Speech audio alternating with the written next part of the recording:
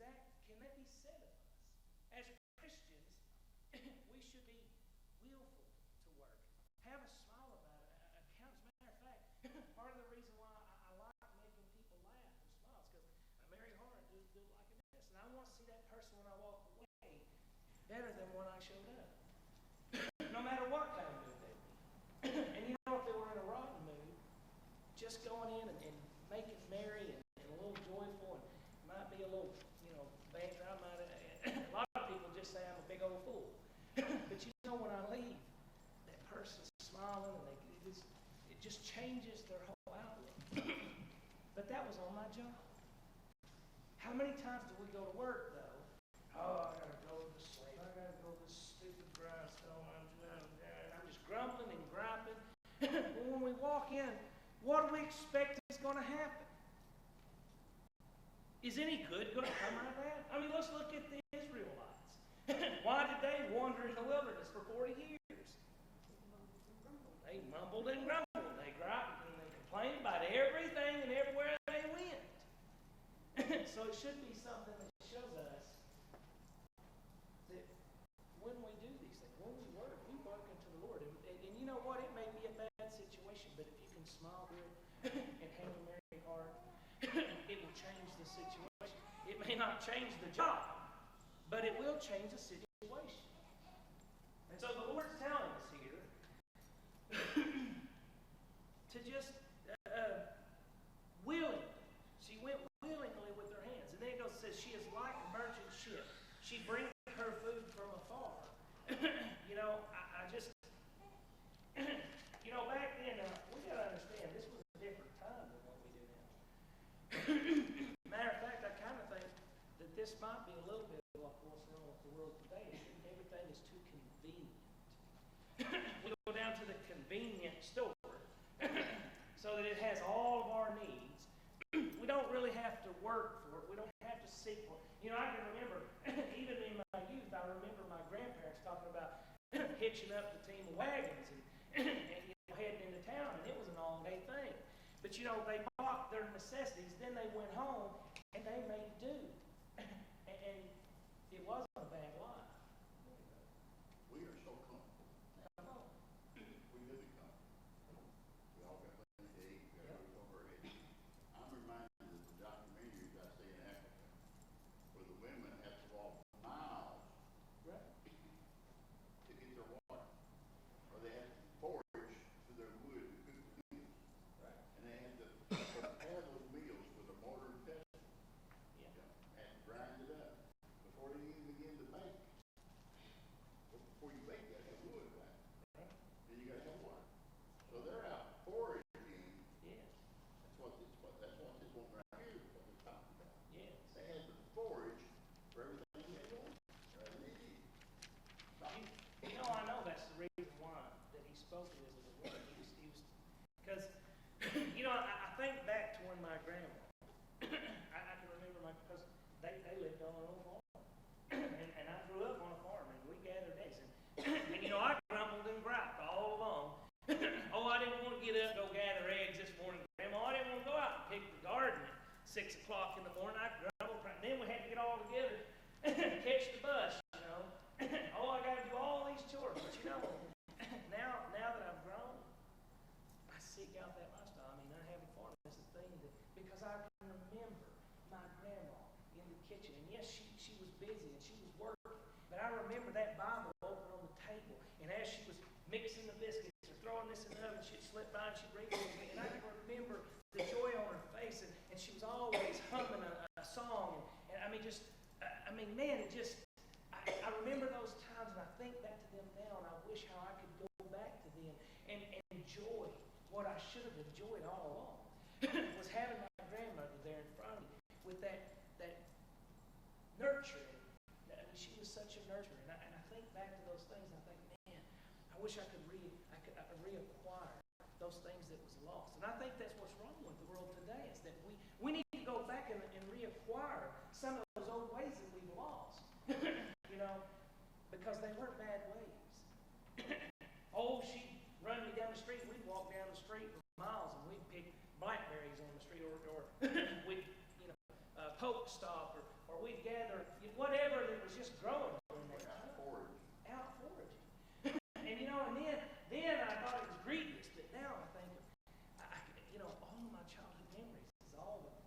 stuff we got into while we was out doing it. And I think about those things. I think about how my grandmother was a very wise woman.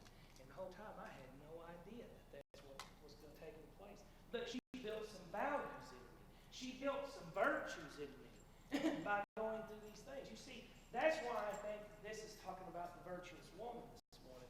Because I believe that a lot of times, because I can think back to my grandmothers, how wise they were with all the dealings. And I'm not negating that men aren't wise, but I can remember these times where my grandmother I sat at her feet and still wish that I could go back there today and do that. I know we're kind of getting off subject this morning, but I want us to see here this morning that the reason why the Bible's talking about these things is we are at a loss in the way we live today.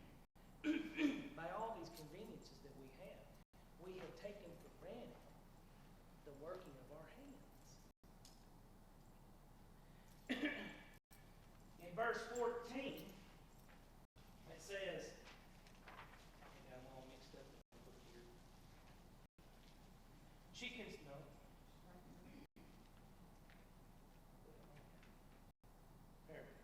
She is like a merchant ship. She bringeth her food from afar. It says, rather than expecting that her family exists only on what they could produce from their own fields and flocks, the woman was creative and enterprising and providing for what they didn't have. She bartered. I mean, it was, I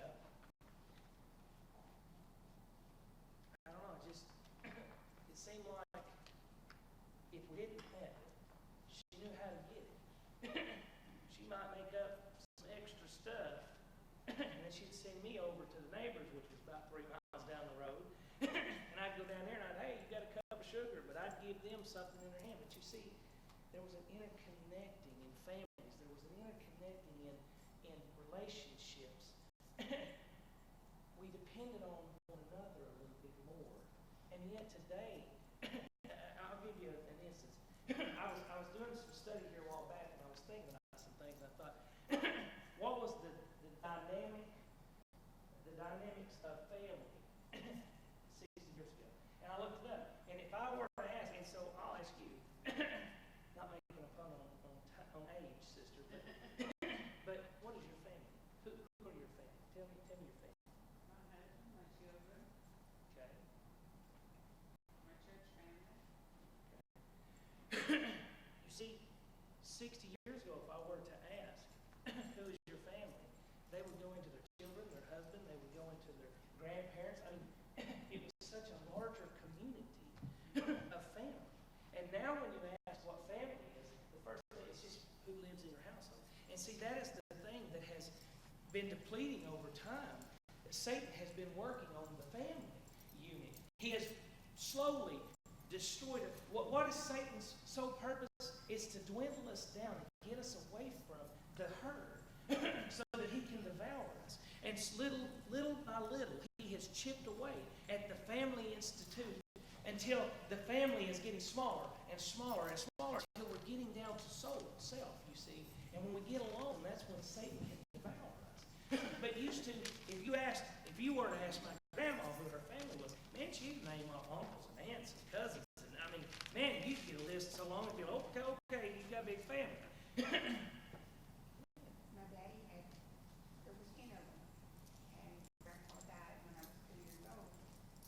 And my daddy had to take over for all his brothers and sisters and his mom. I mean, it was they all pitched in and farmed and chopped cotton and did all that. And that was the family. I mean, you didn't go to town without taking them. You didn't go to church without taking them. You didn't do anything. It was, and we're very close to this day. You know, even, and we love each other. We have a family reunion. We do all this stuff. And we just have impromptu family reunions. I mean, it's just, but my kids, they're a fair, and they do it once in a while, but it's not like 60 years ago that happened. You know what I mean? And it's just way, and then each kid goes off and they may move to another state and go over, and it's just them. But you can tell that it stems from that. Because y'all, I mean, your family has accepted me and my family so quickly. can see that the dynamic is still there. Go ahead, brother. It's also, when you talked about family, it was more like a community of Yes. family. We had block parties where, Yes. you know, every neighbor knew all of the other neighbors, and we treated them like family. Come on. But today, you hardly know who your next door neighbor is. Yes. Yeah. We usually, the Andersons used to have a big family reunion, but we have noticed as the years went by, it has dwindled more and more. And, right now, third generation is doing the family reunion. And I don't know what's gonna happen after that third generation, because it don't seem like the younger ones care. It's just the way society has went. We've gotten away from it. But you know, there's a way to change it. You know, I was sitting here, and because the Lord kind of ministered to me about making a mission statement, and when I got down to it, I realized that He'd been making a mission statement in me from the time I was born. And my mission statement is making family bonds where there seems to be none. And you know, I've got more children and more mamas, and I mean, I got such a huge family that because people make fun of me at work because I'll say something. Well, who was that? So that's my boy, or I'll say, oh, that's my children, or oh, this is my mama, and before long it's like, wait a minute, I've met 3 of your mamas. Which one's your mama? They're all my mamas. I said it took a village to raise this idiot. But you see, but it's about creating those strong bonds of relationship. This was what the woman did. This was what the virtuous woman did. She created bonds. You see, and not grievous bonds. She created bonds. It says, and in verse 15, it says, she rises also while it is yet nigh, and giveth meat to her household, and a portion to her maidens. It means that she, you know, who's heard the early bird gets the worm? This noble woman would rise early and get started with the work. No one had to ask her questions. How long will thou sleep, O sluggard? Because she wasn't lazy. She thought about it in the middle of the night. Is you know, how many times? And I can only, boy, I tell you, Sister Belinda really comes to mind on this, because I'll be talking to her. She'll be, I didn't go to bed till 3 this morning because I was working on this, or I was making this, or and then but she gets up, and I'll be like, well, I don't need to be here at 7 o'clock in the morning. You're probably tired. So, oh no, that's fine.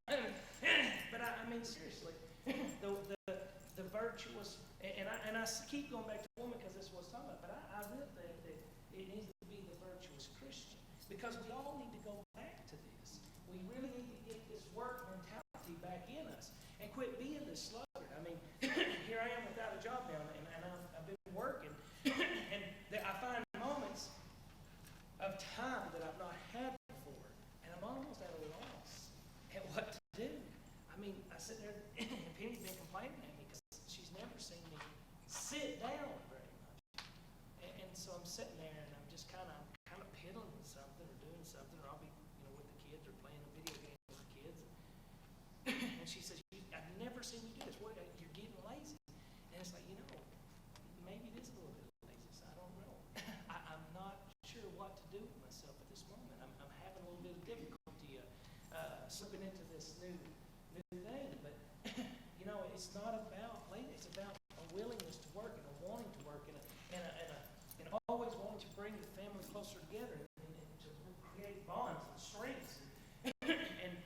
And all of these things come together. So she puts needs of others in her household above her own comfort, which is why she rises also while it is yet night, and giveth meat to her household. It's somewhat unusual that King Lemuel would use this particular Hebrew word for meat, because here it actually refers to prey that is hunted for food.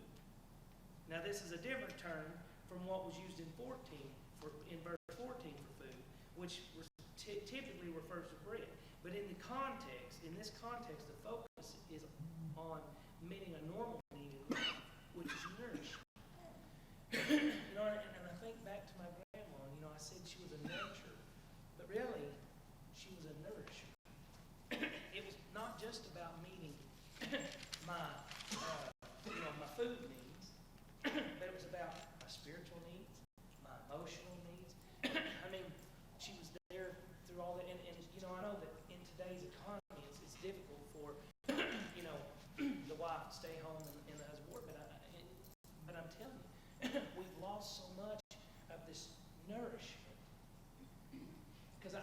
just think back to my grandmother. I think about all the things that she did for me and how I am who I am because of her influence. She was a great godly woman. She was full of faith. And man, I can remember, I hear Brother Wally talk about his grandma in there in the wheelchair flinging flour. And I remember my own grandma doing those same things. And she was full of the Holy Ghost. And just seeing this mentorship that went, she nourished me in a way that, yes, I went out into the world. And yes, I really got bad.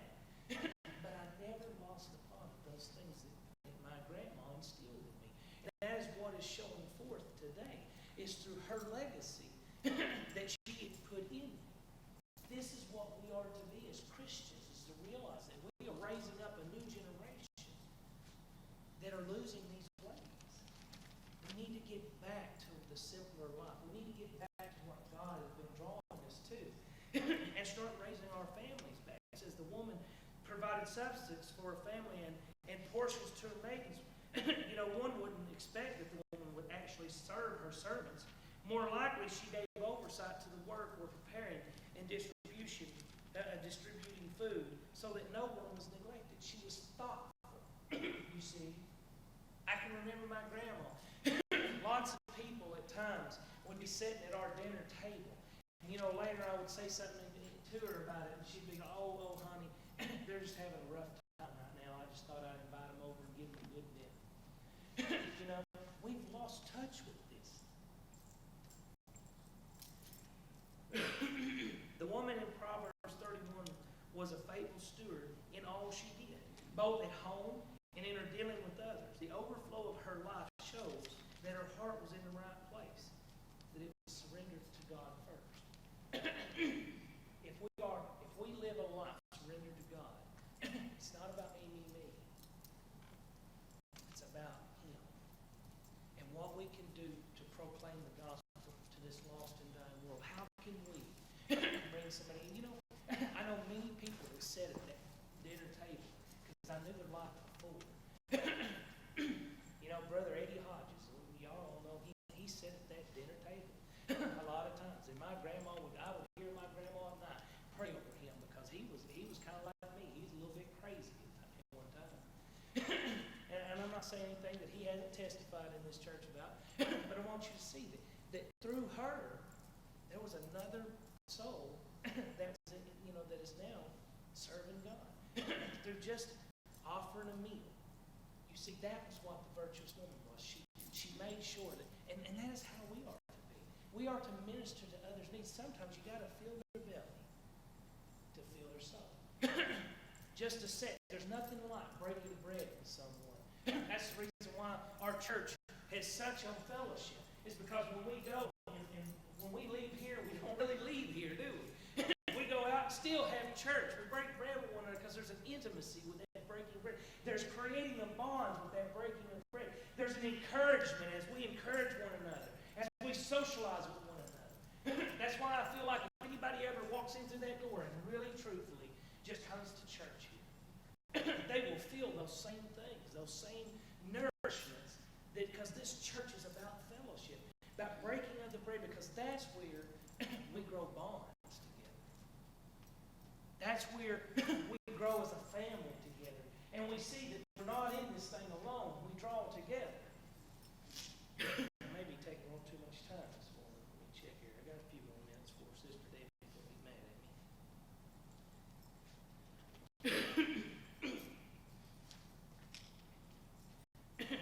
In verse 16 it says, she considered a field and bought it. With the fruit of her hands she planted the vineyard. She girded her loins with strength and strengthened her arms. Now, the word considered refers to careful planning. Likely, the woman carefully evaluated the potential return she could expect from investing in a field that was available for purchase.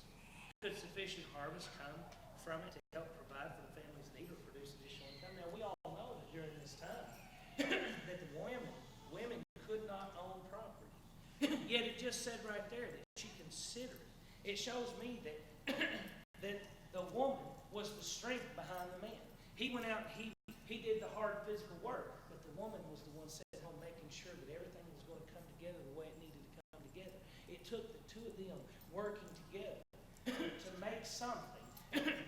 You see, that's the unity of the body, because it says that we would cleave together, cleave and cleave. But you know what, folks? It's just like the church. If we would come together in unity, we could make sure that every need was met, everything was done. You see, because just like, and I said this before, if my body is not unified with itself, if my eyes are looking over here, but my body's going this way, when I hit an obstacle, what am I going to do? Fall. But when my body is all together, my eyes are looking here, and I'm listening to the sounds that are around me, and I'm paying attention to the environment, I'm able to traverse and maneuver around the obstacles. As the church comes into unity with one another, we will see that as we grow together, as we come into unity, our eyes will be focused in the same place, our hearing will be focused in the same place, our walk will be focused in the same place. We will be able together as a whole to traverse and get around the obstacles. You see this morning, there's a lot of things that can be brought out about this proverb of the virtuous woman. A lot of the old ways that we're losing place. I know a church right now, really good church, got some good ministers in it, good preaching. But buddy, when that 12 o'clock, when that arm gets on that noon, buddy, them doors, you better be out the door, because if you lag around, if you want to talk to somebody, you'll get locked in the church. There's no fellowship. They want to get out and go.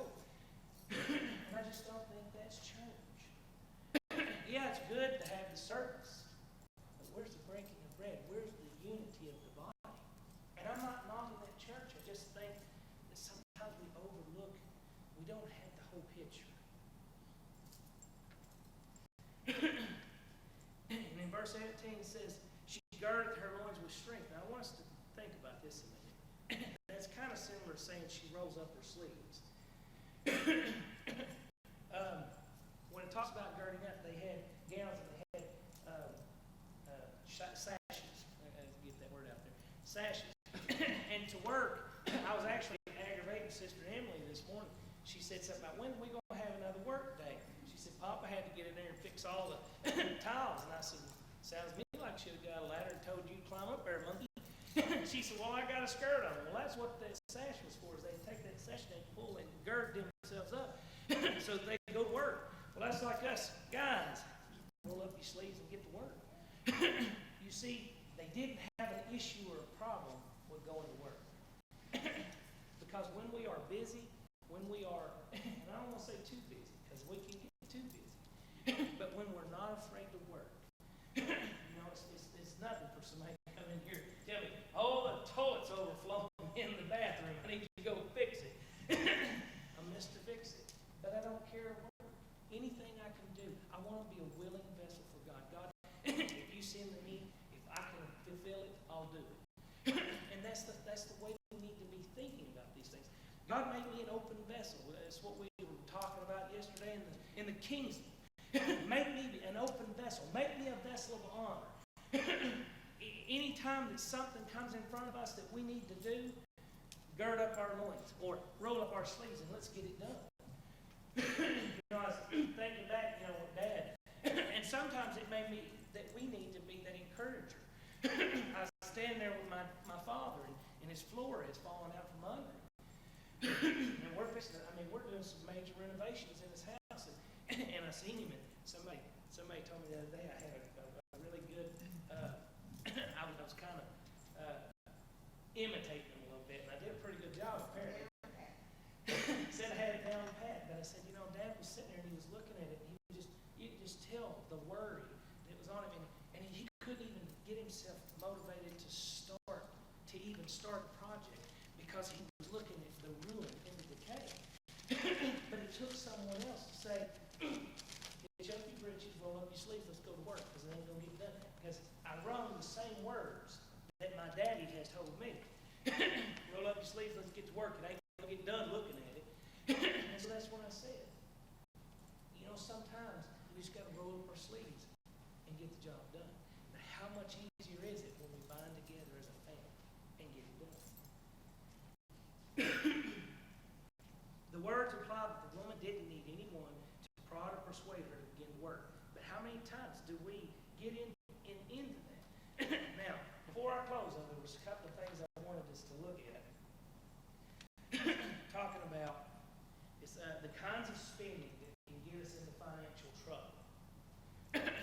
There's impulsive spending, and that's good for deals to try to lure us into a trap. I've been told that when you go into Walmart, they have it down into a psychological thing. 99 at the end of it means you won't quit. If it's $7.99, when you buy it, you'll come to me and say, "Hey, I paid $7 for this." Don't know what it is, but it tricks our mind. We need to be aware of those things. And if there's a 9.5 on the end of it, we automatically assume that there's a sale on it, whether it is or ain't. They have it down psychologically. So I want us to understand there's impulsive buying that will hinder us financially.